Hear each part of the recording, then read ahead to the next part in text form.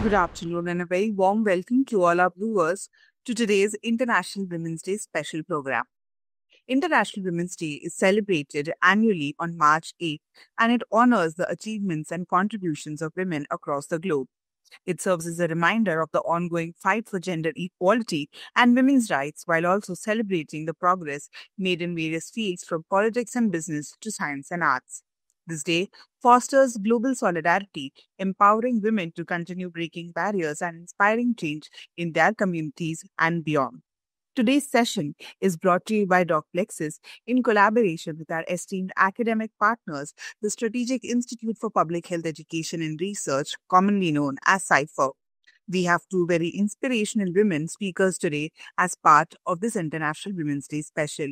The first speaker for the day is Ms. Jayashree Sharma, an Indian Revenue Services Officer, and the second speaker is Dr. Jagdish Kaur, Regional Advisor, Tobacco Free Initiatives, WHO. To lead the discussion and introduce our special guest for the day, I would now like to invite Dr. Rakesh Gupta, President of CIPHER. Dr. Rakesh Gupta is a former Deputy Director NCDs and Director General of Health Services and also was the Director of Chemical Examiner Lab, Government of Punjab, Chandigarh.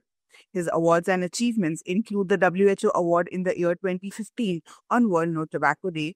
He has also represented the Ministry of Health and Family Welfare for a WHO consultation on e-cigarettes in Panama in the year 2016.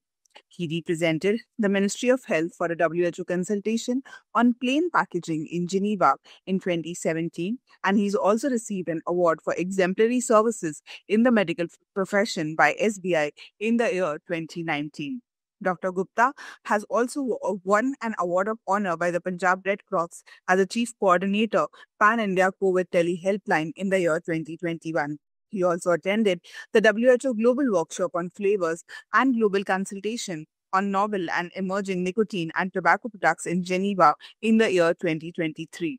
He has more than 90 national and international consultations organized as the president of CIPHER in collaboration with numerous organizations of repute such as DCM, SOPH, PGIMER Chandigarh, the Union, and the Healthy India Alliance. Welcome, sir. Over to you. So please take this discussion forward. Okay, you're welcome to the International Women Day. So we will have a panel discussion, and the theme for the International Women Day is for all women and girls, rights, equalities, empowerment. We have with us Madam Jayashree Sharma. She is an Indian Revenue Service Officer. She is presently working as Commissioner of Income Tax Exemption in Chandigarh, India. She is a 2003 batch Indian Revenue Service Officer, and she is a gold medalist in LLB and PG Diploma in Journalism, and worked across various verticals of the department, including corporate taxation, international taxation, systems training, intelligence, and criminal investigation. So you are welcome, ma'am. Thank you, Dr. Gupta. Thank you so much. I'm glad to be here. Yeah. So we'll be asking you some questions in the panel discussion. So the first question is that what does financial empowerment mean for women, and why is it so important in today's world? Okay, so financial empowerment basically means that you have control over your own money. You take informed financial decisions regarding your resources also and regarding the future that you want to build up. So basically, it means that you have to be in the driver's seat so far as the financial decisions are concerned.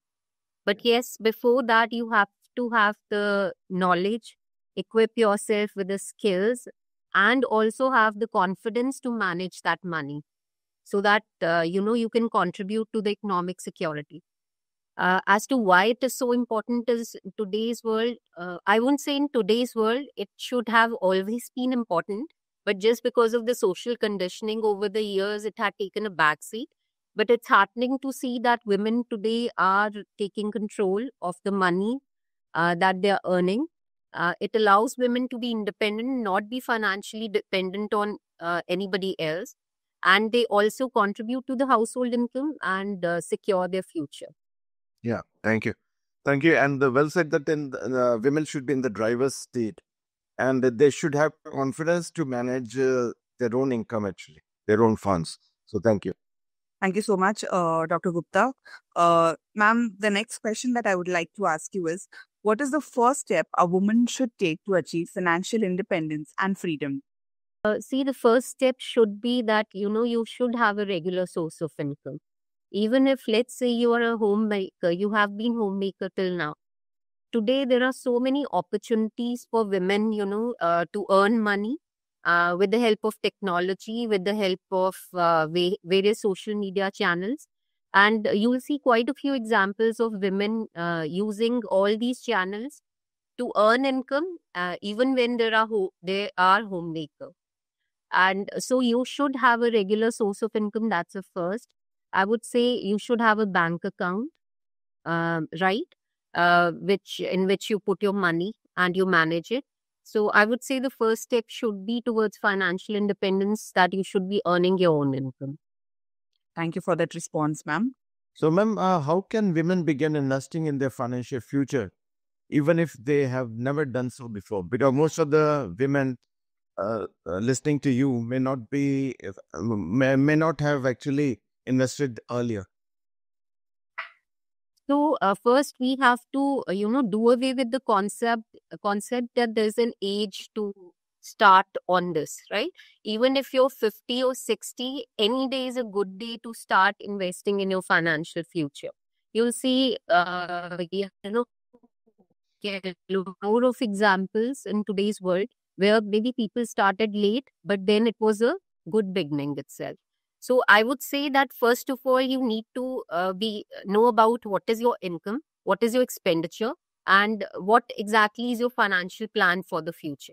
Like, let's say how much, depending on your age, at what time you would like to retire. So keeping that in view, you should have a financial plan pay in place. So what I would recommend is that, you should set up an emergency fund. Liquid money should be there for, let's say, 6 to 12 months. That's a given. Then if you haven't done before, you should start making small investment. First, start with the traditional investments, like in the PPF, the FDs, the RDs. That could be a good beginning for you.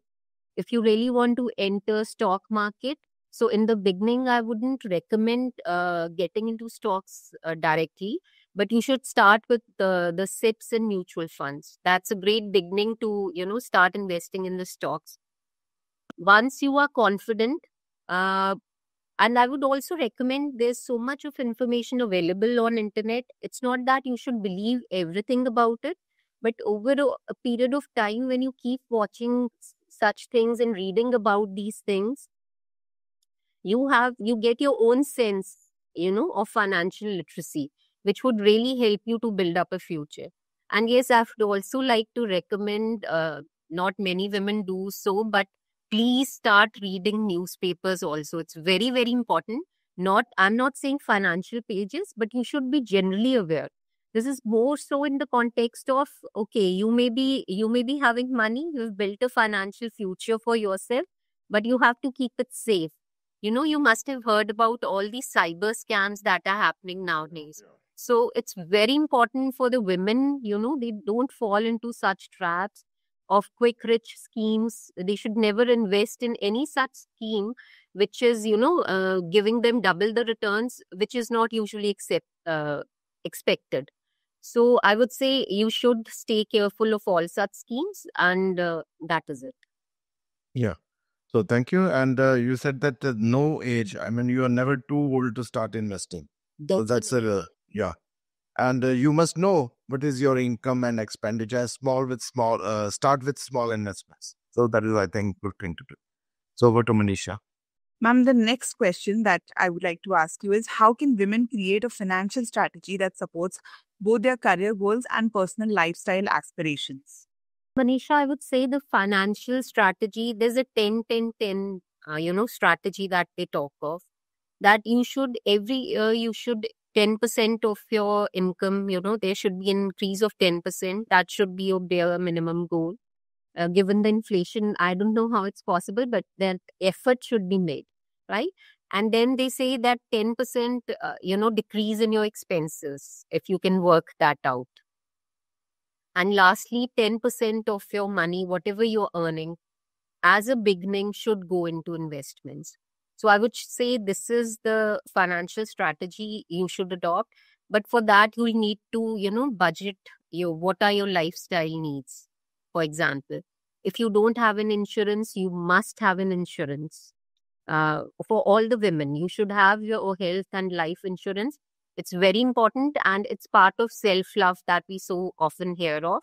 One of the first steps should be that, if you're building a financial future for yourself, you must have a health as well as life insurance for yourself. Then I think you also need to set apart the money for, upskilling if you want to do whatever you may be doing. I would also like to say, in fact, that, you should do what you enjoy doing. You should choose a career. Don't listen to what the others have to say that there's big money to be made in this, or, whatever they say. You do what you enjoy. So that is also important, and you keep upskilling yourself all the time. So if you have to do courses for that, you should set money apart for that also. And that should be it. Thank you for that answer, ma'am. Over to you, sir. So, ma'am, how can women navigate the challenges of managing finances while working in different career settings or maybe different industries? See, first challenge is to, take things into your own hands. For example, if once you've abdicated that responsibility to the man of the house, let's say, then taking it away from the man would be very difficult. It could be your father, brother, husband, whosoever. So first of all, deciding that you have to be in the driver's seat and then working towards it. Don't think about it that I have never managed, so how. So that is going to be the first challenge when you're working, within yourself. You're working, you're asking questions to yourself, and you say that, now I have to act. I have to manage finances on my own, and that's it. So whichever career you are in, it really doesn't matter. Salaried class, I would say, are more secure. Like, I'm in government sector, so I need not worry about the insurance. I'll probably be getting pension also. But still, I have also made short term goals, like for the education of my children, the mid-term goals, real estate. Everybody has to own a dream house, working towards that. And then long term also, to build your retirement. What would be your future, financial future after retirement? So to have that corpus, for that also you need to work. So, for example, the freelancer, they should have a consistent savings plan. They should be investing in mutual funds to begin with. And when they feel confident enough, they can switch to stocks. But I always recommend that stocks should not be more than 10% of your savings. For homemakers, rentals could be one way where they have, constant flow of money. Online businesses are there. Part-time consulting, if you don't have that kind of time, you can move to part-time consulting. So, but the main challenge is, taking control of your finances. Yeah. So you said well that they should be all women should have short-term goals, mid-term goals, long-term goals, and they're not more than, even if you are a freelancer, then 10% of the savings should be used for stocks, and most of it should be in the mutual funds. And take things in your own hands. So I think that is important for women. Yeah. Doc Plexus is a doctor-only platform, and we have a lot of female doctors who are watching this session today. So my next question revolves around something that all of us face as being members of the medical profession, is how can women avoid burnout while striving for financial independence in their careers and in their lives? Okay, so the fact that your doctors, I'm sure they love the job that they are doing. But what you can, include is start delegating also. Women need not try to be super women.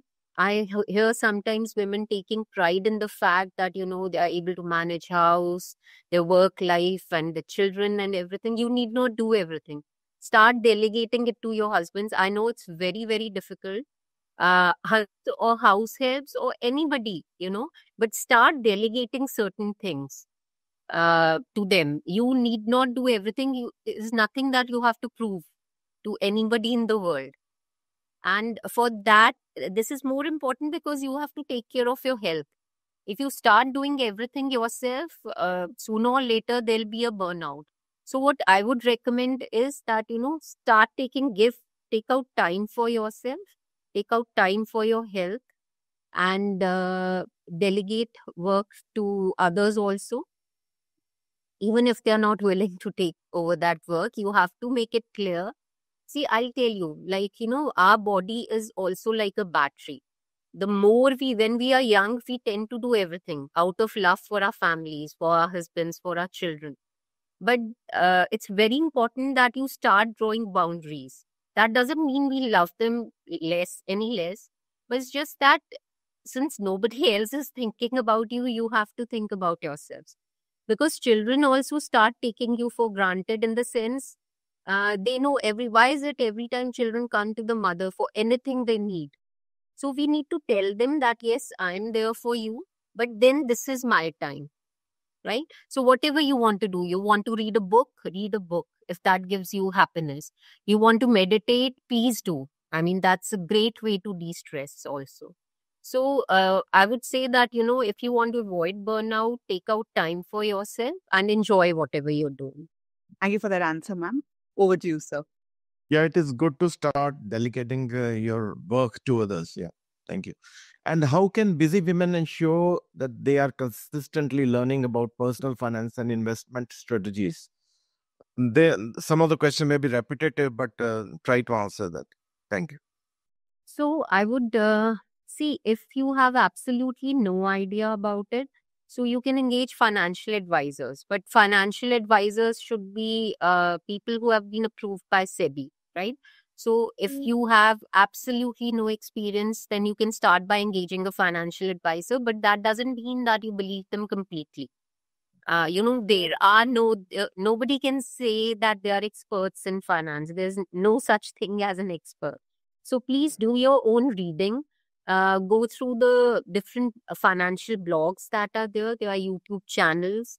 There's a channel, I think, Women and Wealth, most probably. That's a good channel.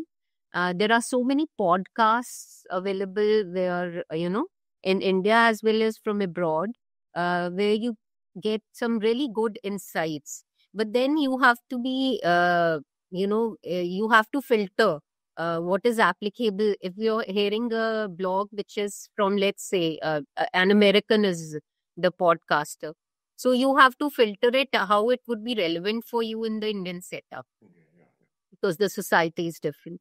Then there are fintech apps that are there, like Zerodha, Grow app, and all those apps which can help you. For example, if my bank account is in SBI, I use their SBI securities.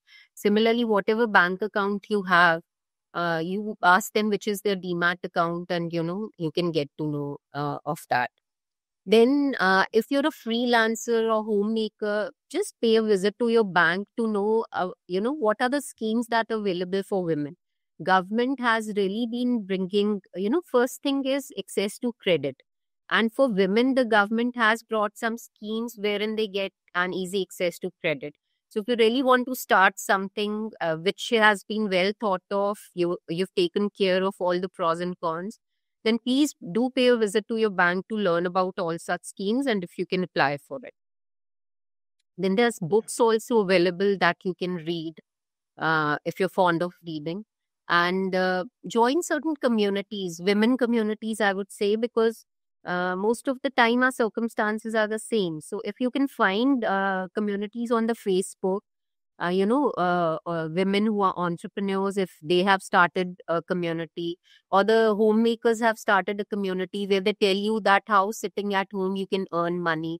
So these are the ways you can consistently learn about personal finance, investment strategy. And as So I it's think, read the newspaper, that's yeah, very important. yeah. So you're given good tips that if initially you don't know how to invest, then engage a financial advisor approved by SEBI.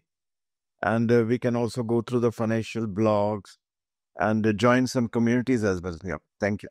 Thanks for your tips. Ma'am, the next question that I would like to ask you is what steps can women take to avoid financial pitfalls when starting their own business or career ventures? I think you should, first of all, if you have a bank account, keep your personal bank account and the business bank account separate, right?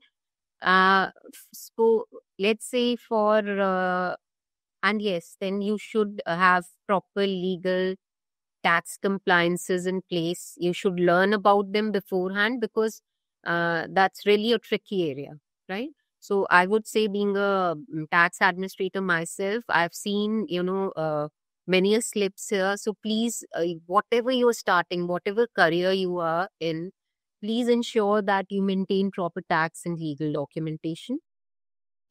Then financial pitfalls, you have to basically save for your children's education also, or if you love traveling, save for travel.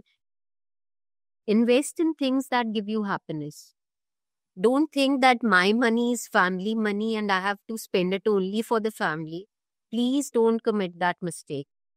Family is important for us, but at the same time, please save money for things you love. If you love traveling, do that. If you have a hobby, please invest in that hobby and definitely do it along with your career. It shouldn't take a backseat because pursuing your hobby can also be a major way to de-stress yourself. And yes, another thing I would say, that if you're an entrepreneur or you intend to venture into it, please don't take excessive loans. Take loans which you are very sure you'll be able to manage, and take it from nationalized banks if possible. Thank you so much for that answer, ma'am. Over to you, sir, for asking the next question. So, ma'am, my next question would be how can women ensure the business or career path remains financially sustainable in the long term? Okay, so as we discussed, why were we discussing the financial future? The idea was we maintain some liquid money for ourselves, then some money to be invested for the midterm goals, and some money to be invested for our long term goals. So for all this, you need to diversify, your income sources also, income streams also, to reduce the financial risk. When they say, when you build an investment portfolio, like some of the money could be in the traditional, as I said, the PPF, the FDs, RDs, right? If you have daughters, please invest in Sukanya Smriddhi Yojana. That's a very good scheme. Then you should, if you have, set apart enough, then set apart something in real estate also. Then gold, if you're fond of gold, okay, but otherwise you should, the gold sovereign bonds you can invest in. So basically, you should diversify where you're investing. And so even let's say you invested in real estate, you bought a house, you may already have a house, right? Which you're sharing with your spouse. So the house, if you've bought, or a place you've bought, you can give it on rent. So you'll get a constant stream of rental income as well. So, but then, yes, there are market fluctuations because of which you need to have that buffer. So, always keep the traditional investments, keep them going. Then, then if you get profits, let's say you sell your shares, you get profits, if you don't need them, reinvest them. Yeah. So thanks for your tips. And its idea is to maintain liquid money, invest for the midterm and the long-term goals. I think it is good idea to have PPF and invest in PPF and FDs. And real estate, even if you have your own house, so you can have a second house for rental income. Yeah. So these are good tips. Thank you. Thank you, ma'am. Thank you so much. I think that would be all. Thank you so much, Sharma, for sparing time and for being a speaker as part of our International Women's Day special program. I would now request Dr. Gupta to please share a few closing remarks basis the information that Ms. Sharma has shared. So I think Madam Jayashri has already told very specifically what the women should do. And I think they should be financially independent. And if they have, they are freelancers, they must plan for a retirement early. So that is my message for International Women Day. Thank you. Thank you so much, sir. Moving on to our next speaker, who's Dr. Jagdish Kaur, Regional Advisor, Tobacco Free Initiatives, WHO. Over to you, sir, to kindly introduce Madam. Thank you, Dr. Manisha. So, on International Women's Day, it is every year it is celebrated on 8th of March. So, we have with us Dr. Jagdish Kaur, who is founder president Women Initiative for Liberation, Growth and Action, that is called as WILGA. And presently, she is posted as a regional advisor, Tobacco Free Initiative at the World Health Organization Regional Office for Southeast Asia. So, ma'am, I'll just have some questions for you for your interview. So, how do you think the themes of rights, equality, and empowerment intersect with public health in the context of women and girls? I think this is a very relevant theme, and they have a relevance of utmost importance to the public health because see, we have been always talking about equality, rights, other things, and try to gel them with our programs, either in the government or who are working at the ground level. But there are certain actions which we need to do because this year we are focusing on accelerating the actions. So how do we accelerate? Because every time we have a theme, but then specifically what we can do, I think if we look into those things, then it will be more relevant, it will be more meaningful. That is what I think. So, well said that we need to accelerate the actions. Yeah. To make them more equitable and as per the human right.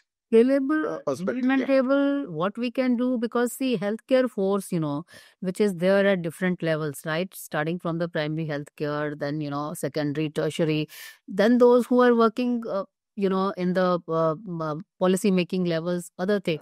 So everybody, they have separate actions, what they can do in their respective capacities.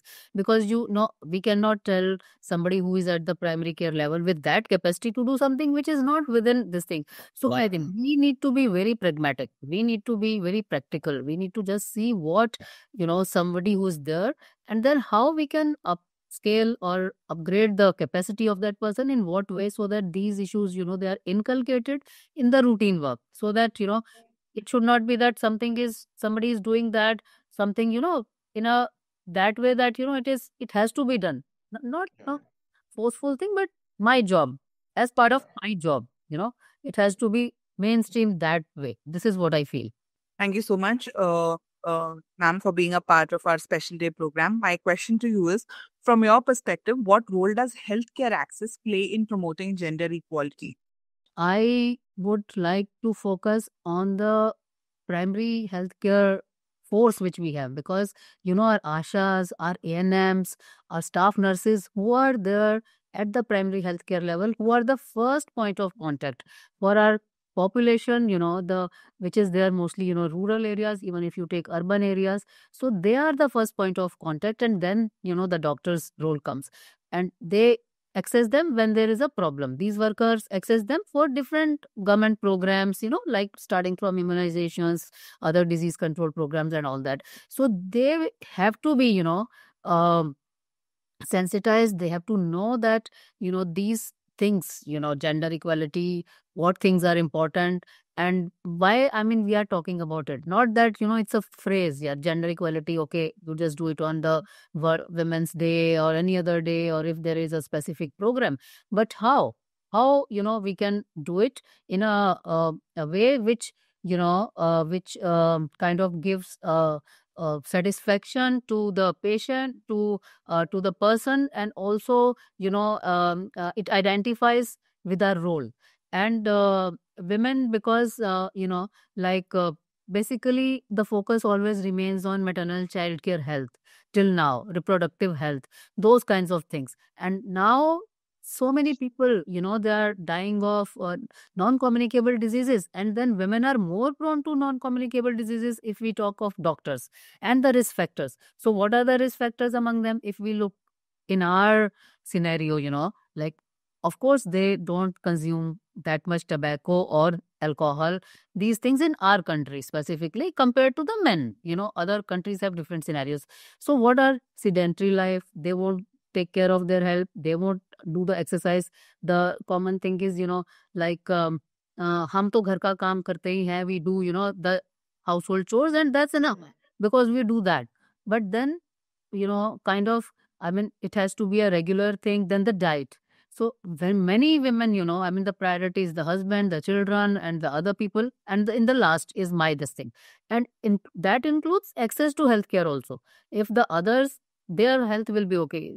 If they have some problem, okay, access to the doctor and other things, healthcare facility. But my health, they'll keep postponing. Even the routine things, like after the age of 30 years, you at least, if you have, specifically if you have family history, and otherwise just get your BP checked. But I don't have any hypertension. I don't have that denial, other things, not accepting, that it can be me. And, I have also seen educated women neglecting things like cancer, breast cancer, which is the most common cancer now among women, especially, because the obesity, other factors, genetics, whatever environmental factors, now it has become number one. It used to be cervical cancer some decades back. But then women, no, they just don't access the facilities. And they just keep postponing it, reaching to third and fourth stage. Like the cancer experts say that, the breast cancer is like any other disease, much better than others, because it is treatable if we detect early.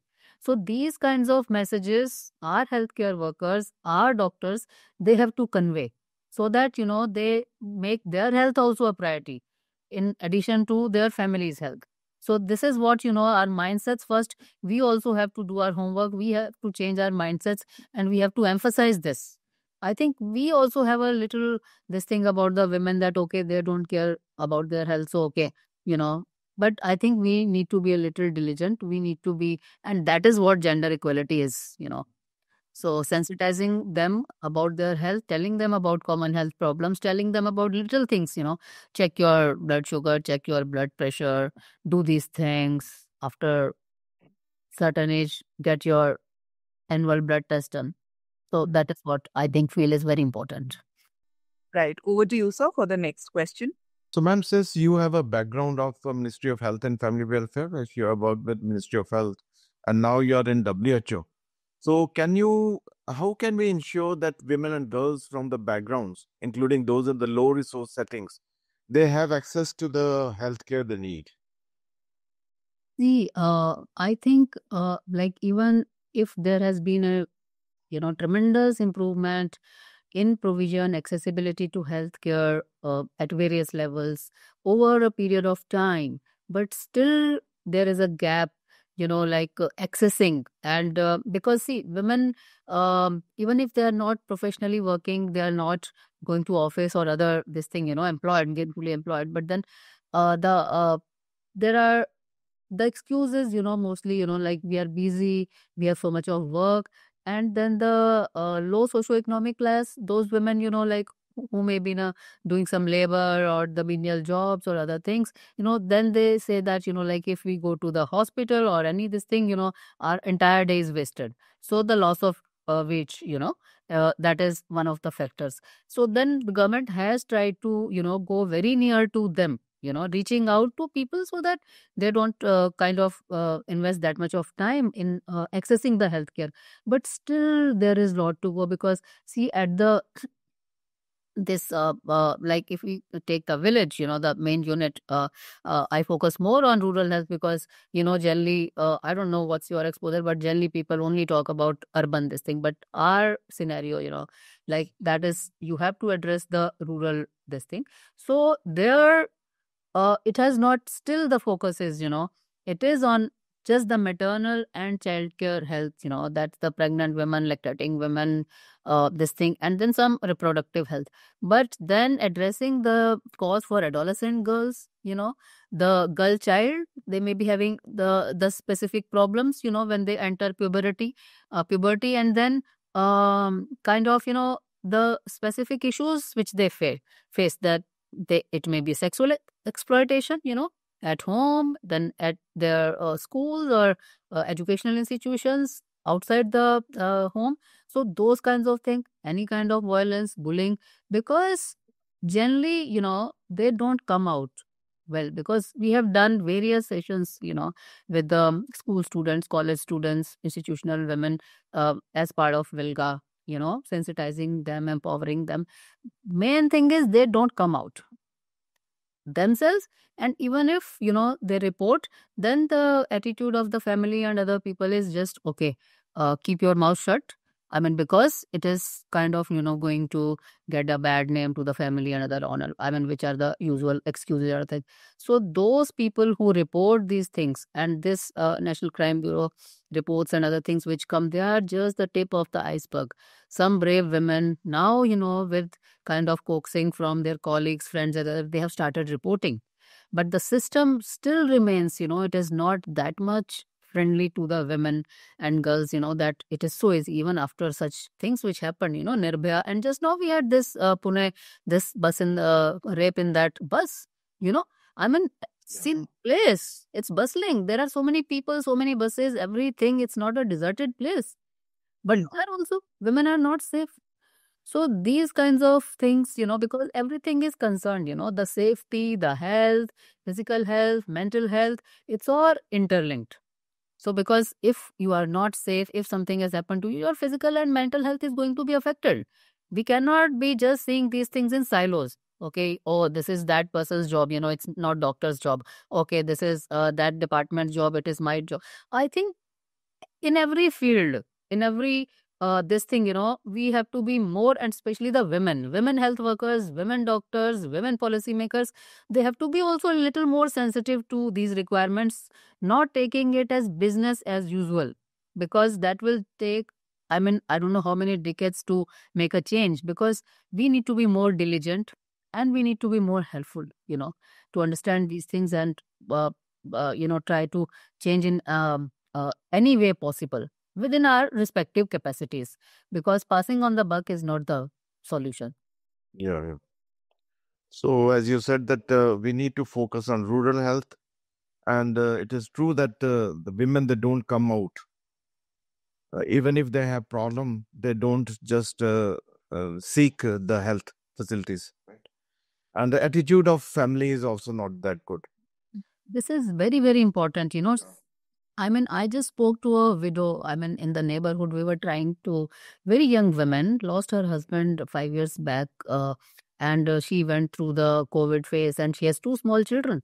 But, like we are trying to train her to do something, economically viable, this thing. But like, I discussed with her that you can settle in life, you can find another partner, you have entire life. So the family is not supporting. They are saying no, because what will other people say, other things. And even if something happens, especially the violence and this honor of this family, that thing. So it has to be told to the children right from the beginning in schools, primary schools. That they should not be treating the girls, students, their colleagues as objects or this thing, because it starts from there. It comes from the family, then it goes to the children, and then that behavior goes to this thing, and then they become, adolescents and other adults, and this just continues. So we have to just, and there was a project in Africa, I mean, some countries, some NGO was doing, and they were really trying to change the mind of small children through different programs, games, and other things, that you are all equal. The boys and girls are equal. So you have to treat them, I mean, behave them with like you will behave with another boy. So those kinds of things, I think we need to emphasize. Ma'am, I may tell you that I'm an accessor for under NQS. I'm accessor for the health facilities, the government health facilities.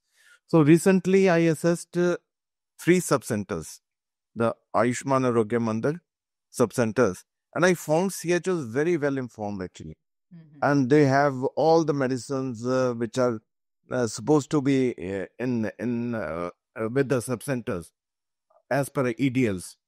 So I think in rural areas, the women, they are getting better facilities, better health facilities.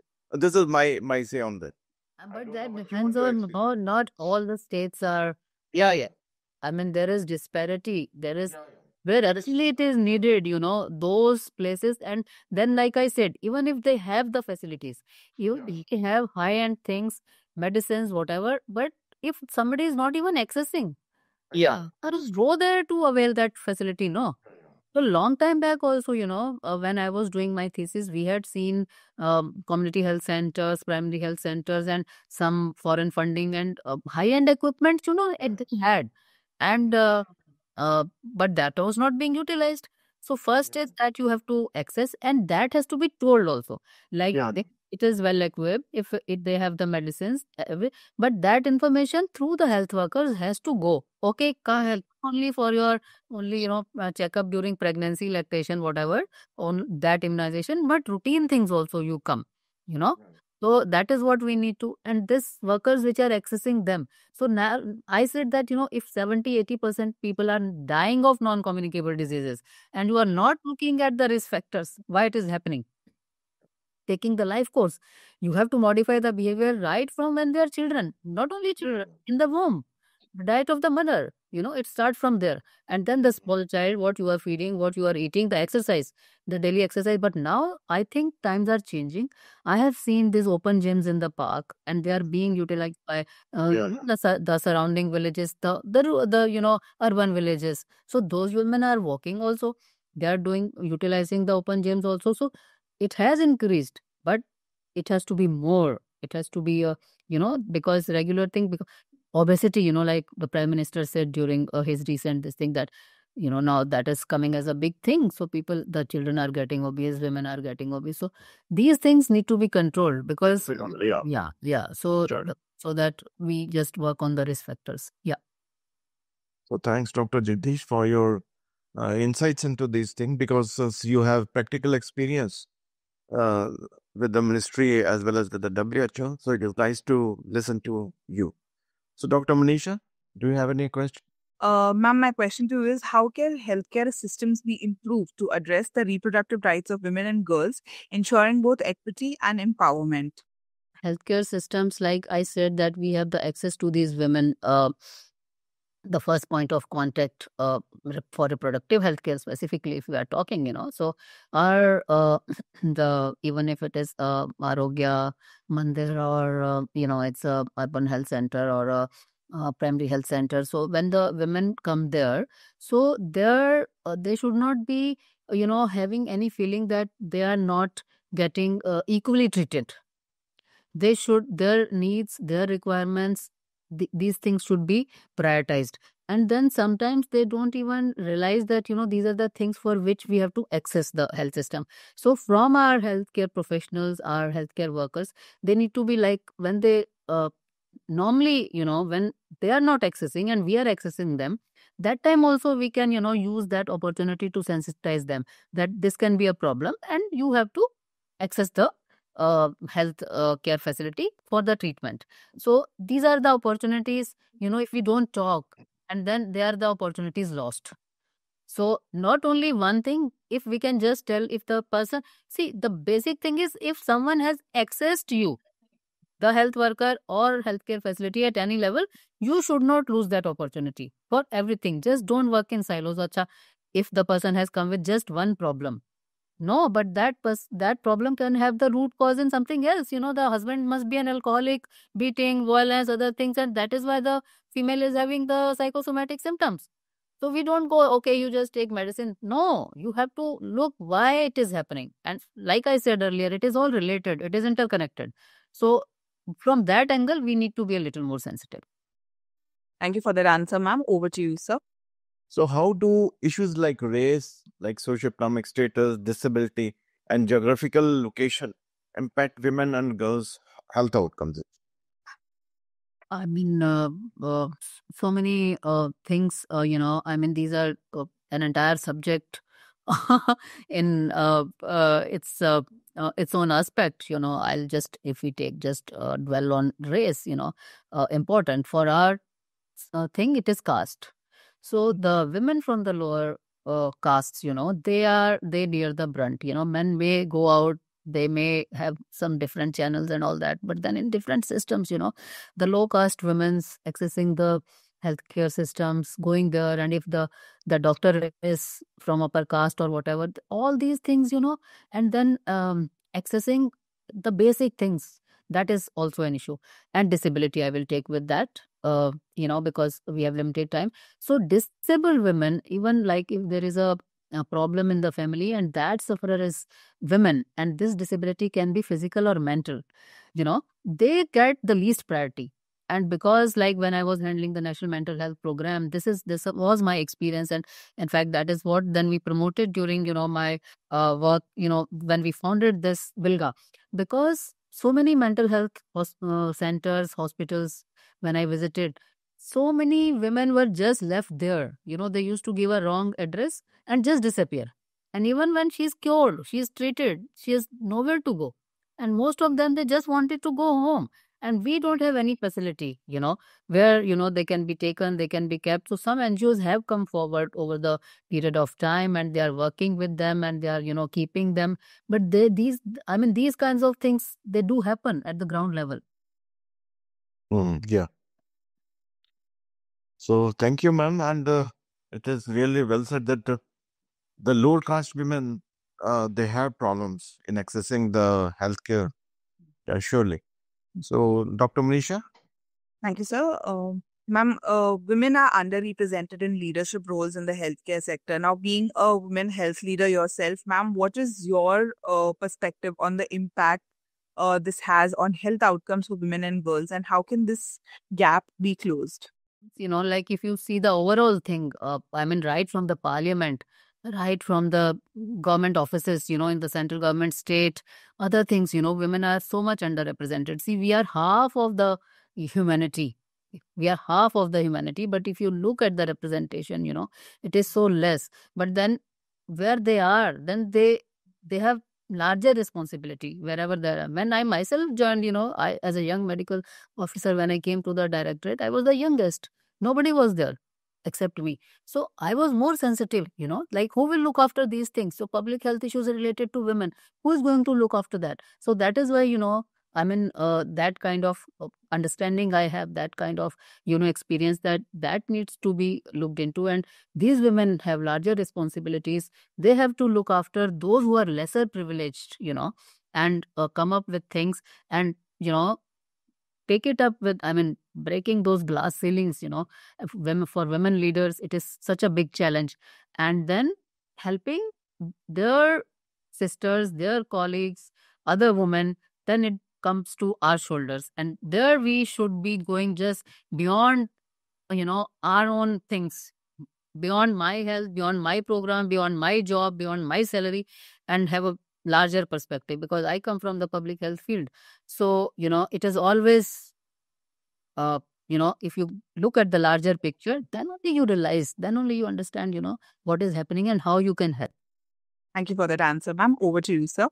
So, ma'am, what role can international organizations, governments, and NGOs they play in advancing the rights, equality, and empowerment of women and girls in healthcare? So the right, equality, empowerment, it cannot happen unless there is whole of government, whole of society approach, which we say in WHO. Because see, like it doesn't belong only to Ministry of Health or Ministry of Women and Child. It belongs to all the ministries, wherever, whatever work they have, there is these things, equality, and equity, these things, empowerment, they are there. So, and whole of society, because it's not only the job of the government, the NGOs, the social sectors, other partners, stakeholders, they all have to come together. We talk about, multi-sectoral things, intersectoral coordination, but just, we have to walk the talk. It cannot just be talking, on certain occasions. So you walk the talk, you just come out with those things. So unless and until, I think, people at the helm of affairs, especially the women, they become agents of change, and they try to, bring that change. I think we should not be hoping for much, because first, set our own house in order. Each one of us have to change, and then the change will happen. So be the change. That is what we should say. Yeah, true, ma'am. We need to walk the talk. So that is the right word, actually, the right sentence you said. And lastly, I'll just ask you, what message would you like to share with the other healthcare professionals and the general public in light of the International Women's Day? So, my message is, in brief, that it is not a day, it is the entire year, it is the entire lifetime, it's the entire, time you have. You have to keep doing this work, and just not, it should not be only notional. Bring it into your life, bring it into your work. So, whatever you are doing, just see it from that angle, like this action of mine, how it can bring equity, equality, gender balance, what I'm doing, what I can do. Because I know we can just do with limited things, limited, our limitations are there. But within that also, if you can do a small thing, it may not be a big thing, but that will count and that will make a difference. Yeah. True, ma'am. International Women Day should not be confined to just 8th of March. It should be done every year, or whole of the year, or even whole of the lifetime. So thanks a lot, Dr. Jagdish, for joining us. And it is my pleasure that you have answered all the questions so aptly. So thanks a lot. Thank you. Thank you so much for the Thank you opportunity. so much, ma'am. Thank you. Thank you so much, Dr. Gupta and Dr. Jagdish Kaur, for making time for this presentation and for being a part of our International Women's Day special. It's always a pleasure to collaborate with Cypher Dr. Gupta. Thank you so much for helping us put together this program. Your inputs are always valued. To all our audience members, thank you for your enthusiastic participation in today's session. If you have any questions, please feel free to drop them in the chat box below and we will get back to you with the responses after consulting with our experts. Thank you once again for being a part of today's special program.